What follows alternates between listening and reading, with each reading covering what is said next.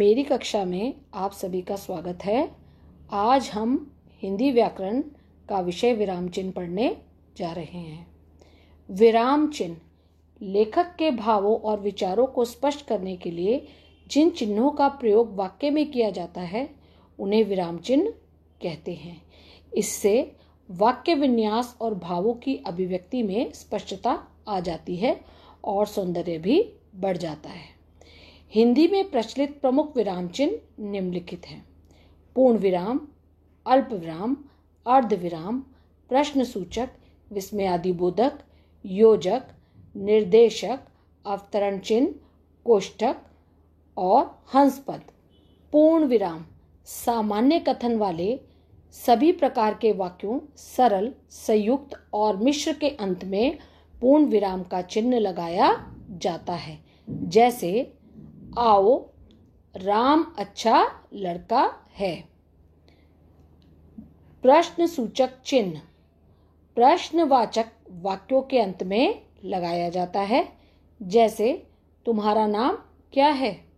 यदि एक ही वाक्य में कई प्रश्न सूचक उपवाक्य हों तो पूरे वाक्य की समाप्ति पर ही प्रश्न सूचक चिन्ह लगाया जाता है।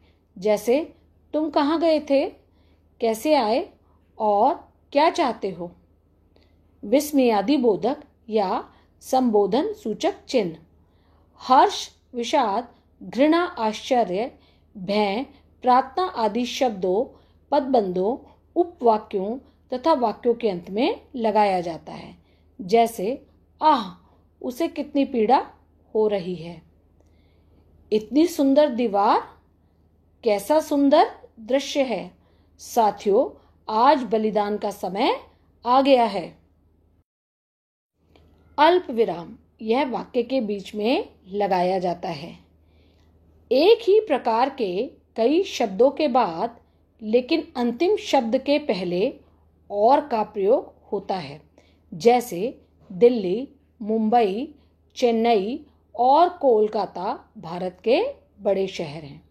एक ही प्रकार के कई पदबंधों या उपवाक्यों के बाद लेकिन अंतिम पदबंध के पहले और का प्रयोग होता है। जैसे जब हम सोचते हैं, विचार करते हैं और मनन करते हैं तभी हमारा ज्ञान बढ़ता है। वाक्य के प्रारंभ में आने वाले हाँ, नहीं के बाद जैसे हाँ, तुम ठीक कहते हो, नहीं, मैं ऐसा नहीं कर सकता। संबोधन सूचक शब्द के बाद जैसे मोहन, तुम इधर आओ।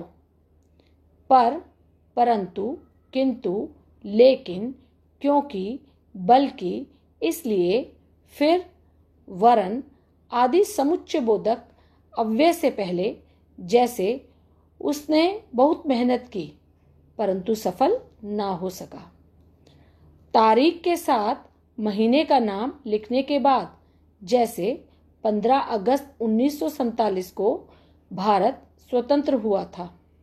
संयुक्त एवं मिश्र वाक्यों में जैसे तुम जानते हो, मैं घूमना फिरना पसंद करता हूँ।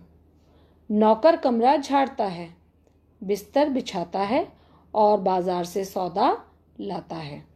अवतरण चिन्ह के बाद जैसे उसने कहा, मैं यह कभी नहीं मान सकता। पत्र में संबोधन के बाद जैसे महोदय, पूज्य पिताजी, प्रिय मित्र आदि। अवतरण उद्धरण चिन्ह इसके दो रूप हैं, अकहरा और दोहरा। कवि या लेखक का उपनाम, पाठों का शीर्षक, पुस्तक, समाचार पत्र आदि का नाम लिखने में इकहरे अवतरण चिन्ह का प्रयोग होता है। जैसे सूर्यकांत त्रिपाठी निराला ने परिमल ग्रंथ की रचना की। दूसरा अध्याय पढ़ो जिसका शीर्षक है वाणी का महत्व। बाल भारती बच्चों की पत्रिका है। सूक्तियों या कहावतों को स्पष्ट करने के लिए काव्य पंक्तियों, पदबंधों और उपवाक्यों में भी अकहरे अवतरण चिन्ह का प्रयोग होता है। जैसे उस बालक पर यह कहावत लागू होती है, होनहार विरवान के होत चीकने पात। तुलसीदास ने सत्य ही लिखा है, बिनु भय होए न प्रीति।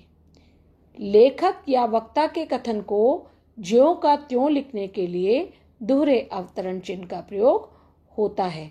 जैसे प्राचार्य ने कहा, विद्यार्थियों को अनुशासन में रहकर अध्ययन करना चाहिए। योजक चिन्ह सामासिक पदों या पुनरुक्त और युग्म शब्दों के मध्य यह चिन्ह लगाया जाता है। जैसे भारत रत्न, सुख दुख, तन मन धन, घर घर। निर्देशक चिन्ह यह योजक चिन्ह से थोड़ा बड़ा होता है। वाक्यांशों तथा वाक्यों के बीच इसका प्रयोग होता है। किसी कथन के पहले तुलसीदास का कथन है, राम नाम की महिमा अपार है। किन्हीं वस्तुओं, कार्यों आदि का ब्यौरा देने में, जैसे वह निम्नलिखित सामान लाया, मसाले, दालें, फल, मुरब्बा, चटनी और आचार। कोष्टक क्रम सूचक अंकों या अक्षरों के साथ, जैसे दिशाएं 4 होती हैं, पूर्व, पश्चिम, उत्तर, दक्षिण।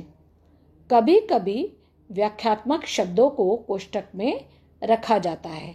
जैसे भरत दशरथ के पुत्र महातप। हंसपद लिखते समय कोई शब्द छूट जाने की स्थिति में संबंधित स्थान पर हंसपद लगाकर छूटे शब्द को ऊपर या हाशिए में लिख दिया जाता है।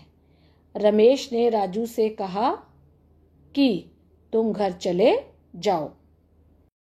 आप मेरे चैनल हिंदी हमारी शान को सब्सक्राइब करिए और बेल आइकॉन को प्रेस करिए ताकि आपको मेरी हिंदी विषय से संबंधित नई वीडियो की जानकारी समय समय पर प्राप्त होती रहे।